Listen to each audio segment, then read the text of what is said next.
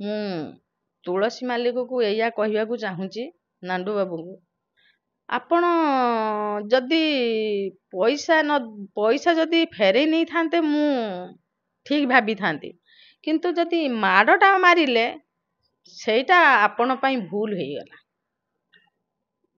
13-14 ବର୍ଷ ରହିଲି କୋଣାର୍କ। କଳିଙ୍ଗ ମହାରଥୀ ପାର୍ଟିର ମହାରଥୀ ବାବୁ ଥିଲାବେଳେ ତାଙ୍କ ପାର୍ଟିରେ ରହିଲି 5 ବର୍ଷ 6 ବର୍ଷ। ନନି ଆଚାର୍ଯ୍ୟ ପାର୍ଟିରେ ରହିଲି, ସେମାନେ 3 ଥର, ମାନେ ଯୋଉଠି ରହିଛି 5 ବର୍ଷ 10 ବର୍ଷ ପାଖାପାଖି। କିନ୍ତୁ ଯେ ମୁଁ ବର୍ତ୍ତମାନ ମୁଁ ସ୍ୱପ୍ନ ମହଲର କାର୍ଯ୍ୟରତ ଅଛି। ଜୁନ୍ 30 ତାରିଖ ନା 13 ତାରିଖ ପାଇଁ ରହିବି। ତେଣୁ ଏଠି ମୁଁ କଥା ହେଇଛି, ମୁଁ ଏଠୁ ରହିବି ନାହିଁ। ଏ ମାଲିକ ସାର୍ କଥା ହେଇଯାଇଛି, ମୁଁ ବାବୁ ଆପଣଙ୍କ ପାର୍ଟିରେ ରହିବିନି, ମୁଁ ତୁଳସୀ ପାର୍ଟିକି ଯିବି। ସମ୍ରାଟ ତୁଳସୀ ପାର୍ଟିରେ ଆମର କଣ୍ଟାକ୍ଟ ବି ସରିଯାଇଥିଲା ଖଣ୍ଡଗିରି। ମୁଁ ଆଲି ଜୁନ୍ ଫେବୃଆରୀ 20-22ରେ ପଇସା ଦେଇଛନ୍ତି, 22 ତାରିଖରେ। ଆଜି ଯେତେ ତାରିଖ ହେଲା, କାଲିକା ଡେଟ୍ରେ ମୋ ପଇସା ଫେରି ଯାଇଛି। ଯେତିକି ଦିନ ଡିଷ୍ଟାନ୍ସ ହେଲା, ମାସେ କେତେ ଦିନ ହେଲା, ବାବୁ ଆପଣଙ୍କର ବେଶୀ ଦିନ ହେଇନି, ଆପଣ ପଇସା ଫେରି ନିଅନ୍ତୁ। ମୋ ସ୍ତ୍ରୀ କି ଭାଷା ଖରାପ କରିକି ଶୋଧିଲା। ତାକରେ ରେକର୍ଡିଂ ରଖିଛି।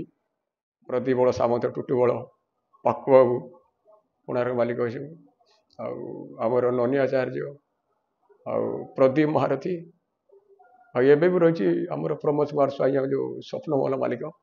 ବଢ଼ିଆ ସୁନ୍ଦର ମୋର ସେମାନେ ହେଉଛି ଯେଉଁ ମାଲିକ ପାଖରେ ରହିଛି ସେମାନେ ମୋ ବାପ ଭଳିଆ ମୁଁ ତାଙ୍କୁ ଭାବେ, ସେମାନେ ମୋତେ ପୁଅ ଭଳିଆ ଭାବନ୍ତି। ମୁଁ କୌଣସି କାହା ଜାଗାର ବ୍ୟତିକ୍ରମ କରିନି, କି କେଉଁ ଅନୁଷ୍ଠାନ ଦିନେ ଡ୍ୟୁଟି ଫେଲ୍ କରିନି, କି କେଉଁ ଅନୁଷ୍ଠାନରେ ମୁଁ କୌଣସି କାହାକୁ ମୁଁ ଦଗା ଦେଇନି। ମୁଁ ଆପଣ ପାର୍ଟିକି ଯାଇନି। ମୋ ସ୍ତ୍ରୀ ଆପଣ ଟିକେ ଫୋନ୍ କରିଥିଲା, କହିଲା ତୋ ସ୍ତ୍ରୀ ମାଇକିନା ପର ମାଇକିନା କାହିଁ ମୋତେ ଫୋନ୍ କରିଥିଲା। ପର ମାଇକିନା ମୁଁ ବାବୁ, ମୁଁ ଆପଣ ଯାତ୍ରା ପାର୍ଟିରେ 200 କଳାକାର ରହୁଛନ୍ତି ଆପଣ ପାର୍ଟିରେ, ଆପଣ ହେଉଛି ବାପା। ମୋ ଘରେ ଇନକେସ୍ କିଛି ହେଇଯିବ, ଆମର ସାହା ଭରସା ଆପଣ।